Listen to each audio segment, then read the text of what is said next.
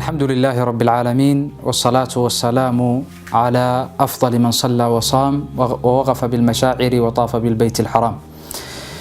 أما بعد، إخواني وأخواتي، السلام عليكم ورحمة الله وبركاته. وحين كسو قد جرني برنامج كيني تحنها يعني نقوم قعدرني لنولو رمضان. برنامج كاس ولودي حلقة دودي هوري تجي حلقة دي هوري إنه كهذا اللي بيش رمضان تاني شو قرين محاينا لجدبون. حلقة دي كحكتينا إنه كهذا اللي بيش رمضان فضائش ده يا خصائص ده أما بيش رمضان بلها كله وحيابها يدير تهاي أما أي كجد وانتهي. حلقة الصدحات وحينو دول استاجينا أو أينو هرو جرينا برنامج كمعديسة أو أعماش بيش رمضان لقبنا يو إنه حويا أحكامتا أي لا ده هي أعماشها سكهذا الله. أعماشها بيش رمضان لقبنا يو ولا ليال وحقوم وقشبضا عمل كصوم كليله أما الصيام أي أقوم وقشبضا عمل كالنوع عاسة أي إن شاء الله تعالى وجهيك لددون أي نوجه لينا أما لنعيك لددون أي نك استاجينا قضبضا أي نكهد لينه مركينو صوم كأينو شيء إنه حكمده إن إنه قيحنه صوم حليلها. الصيام لغة عربية وحليلها الإمساك إن حويان لجها يستو أو لجها تشوجو. وحنا كنت سنة هذا الكلام سبحانه وتعالى وليه هاي سجى مريم كورمية إن مريم تري إني نذرت للرحمن صوما. أنا وحن أقول ندري الله الرحمن كأه صوم أيان أقول ندري صوم كاسي مكي عنتدي عبيتان كلا يسكدينيا ما آيات حق إذا دنبال قلت الماميو وحيلاده هاي فلن أكلم اليوم إنسيا قفنا وحويا الله هذا مايو أو حويان هذا الكي أيان شوشينية مركا معناه حنقونيا الإمساك عن الكلام هذا الكي وحويان أي كأف هاي سنيسا أو أي شوشينيسا وحنا سيحو شينية نينك شاعرك إليه النابغة الظبياني وحليه هي خيل صيام وخيل غير صائمة تحت العجاج وأخرى تعلو كل جمع. فرد صوما هي فرد عن صومنين. فردها صومني وكي علفكي يقوتكي وحويا لغا حري لغا حبسي لغا شوشي. مركا اللغة العربية وحليلها الإمساك. شرعا صوم حليلها شرعا وحلو يقعنا صومك التعبد لله تعالى بنية الإمساك عن الأكل والشرب وسائر المفطرات من طلوع الفجر الثاني إلى غروب الشمس من شخص مخصوص بشروط مخصوصة. وإن الله سبحانه وتعالى لقوا عبده نيوء إن لقى أفهيسانيو أو لقى استاغيو وحكستو أو وحأفرينيا هذا عنتان نقطه hadday cabitaan noqoto iyo waxyaabihii kale ee soonka waxa weeyaan jabinayay ama uu qofku ku afurayay hadii waxa weeyaan uu la yimaado ama uu isticmaalo waqtigiisuna waa laga bilaabo waaga labaad markuu bariyo ilaa qoraxdu ay ka dhacayso ayaa waxa weeyaan waqtigiisu uu noqonaya. soonka noocaasana waxa laga doonayaa qof gaara cid walba laga dooni maayo shuruud gaara ayaan waxa weeyaan leeyahay وإنه كهذا الدون هدي له كريو مركا تعريف كيس حاجة شرعية أما اصطلاحنا وحويان كاس أيو نقنية صون كنوع عاسي ولا ليال يا لقد دونية أما حكم كيسو محوية وحين لنا حكم كيسو وواجب وحنا واجب كوية هاي على كل مسلم بالغ عاقل قادر مقيم خال من الموانع. qofka laga doonayo waa qof muslima gaal isaga waxa weeyaan haduu soomo de laga aqbali maayo. waa qof baaliq oo qaan gaaray qofkii sabiga ahaa waxa weeyaan isagana soonkii ku waajibi maayo.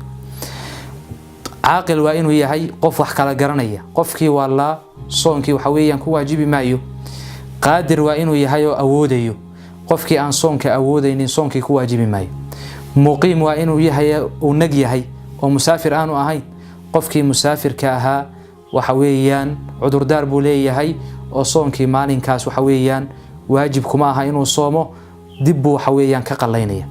خال من الموانع وإنو يهايو موانع دي صون كديدي سي وإنو كمرينية sida xaydkii iyo nifaaskii iyo waxyaabaha kale ee soonka diidaya oo aynu dib ka tilmaami doono. soonku cidaas ama qofka noocaasa ee shuruuda laga helay ayuu ku waajibaya. soonku inuu waajib yahay xagee baa laga qaatay ama maxaa ku tusinaya? kow waxa ku tusinaya kitaabka quraanka ah, sidoo kale waxa ku tusinaya sunnada nabiga sallallahu alayhi wasallam, sidoo kale waxa ku tusinaya ijmaaca iyo culimada muslimiintu inay isku waafaqeen soonku inuu waajib yahay. quraanka hadii aynu u tagno ama kitaabka alle, ilaahay subhanahu wa ta'ala wuxuu leeyahay ya ayyuhalladhina aamanu kutiba alaykumus siyamu kama kutiba ala alladhina min qablikum la'allakum tattaqun. dadka iimaanka laga helayo waxa la idinku waajibiyay soonka sidii kuwii idinka horeeyay loogu waajibiyay, waxaanad mudantihiin inaad ilaahay ka cabsataan. waxa kamid ah sidoo kale aayadaha ku tusinaya aayada ilaahay subhanahu wa ta'ala uu leeyahay shahru ramadaan alladhi unzila fihi alquran hudan linnaasi wa bayyinatin min alhuda walfurqan faman shahida minkum ash-shahra falyasumhu. ilaahay wuxuu leeyahay bisha ramadaan qofkii soo gaadha waxa weeyaan cudurdaar aan haysanin ha soomo, oo macnuhu uu noqonayo soomku waajib uu ku yahay oo amar buu ilaahay subhanahu wa ta'ala uu ku amraya dadka inay soomaan bisha iyada. waxa ku tusinaya xadiidka nabiga sallallahu alayhi wasallam min xadiith Abdullah ibn Umar oo nabigu uu leeyahay buniya al-islamu ala khamsin. islaamnimada shan baa lagu dhisay, shanta tiir ay ku taagan tahay tiirka afraad waa soomu ramadaan, bisha ramadaan in la soomo. marka xadiidkaasina wuxuu tilmaamaya soomka bisha ramadaan la soomaya inuu waajib yahay, faral uu yahay, bal arkaanta islaamka uu kamid yahay. waxa kamid ah xadiidka ku tusinaya xadiithu Talha ibn Ubaydillah oo uu leeyahay Talha nabiga sallallahu alayhi wasallam nin baa u yimid reer miyiga, markaas wuxuu ku yiri rasuulkii Allah waxaad iiga warantaa maada farada Allahu alayya min as-salah, muxuu ilaahay igu faral yeelay xagga salaad. markaas nabigu sallallahu alayhi wasallam wuxuu yiri 5 salaadood oo habeenkii iyo maalinkiiba la tukanayo. ninka wuxuu yiri rasuulkii Allah shanta mooye wax kale miyay igu waajib yihiin? maya buu nabigu yiri ilaa inaad sunnanimo ula timaado mooye. waxaadana su'aal labaad buu yiri wuxuu ku yiri xagga soonka ilaahay muxuu igu faral yeelay?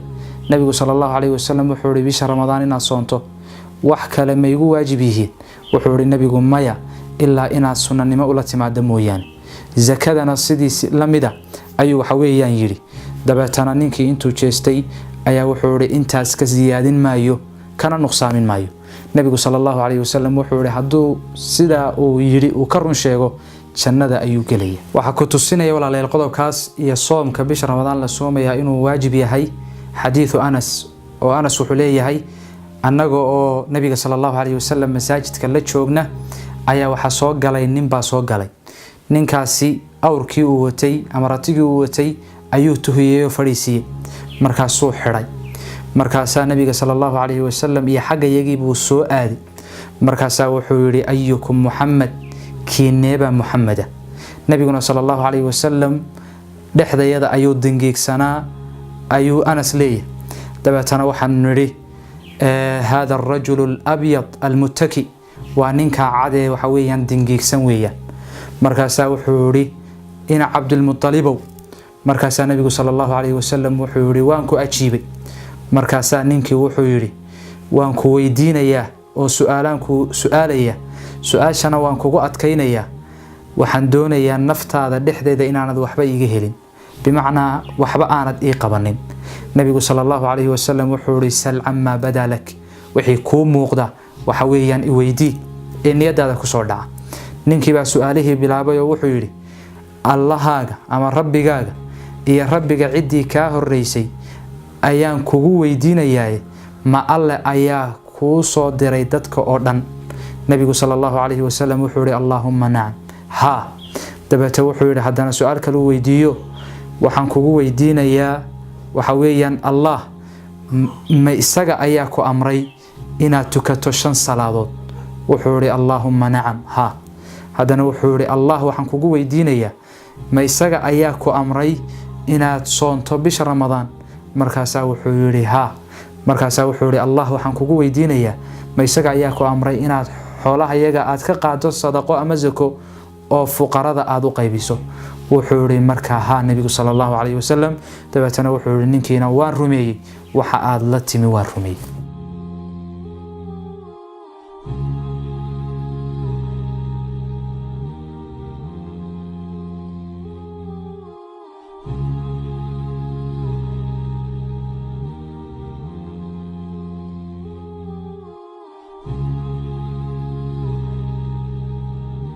inta waxay noogu eeg xalqadii saddexaad ee barnaamijka waxaana kala soconaysaan TV-ga Ariel iyo page-ka aan ku leenahay Facebook-ga oo aad ku qoraysaan Sheikh Aadan Abyad iyo sidoo kale Future Brothers Production.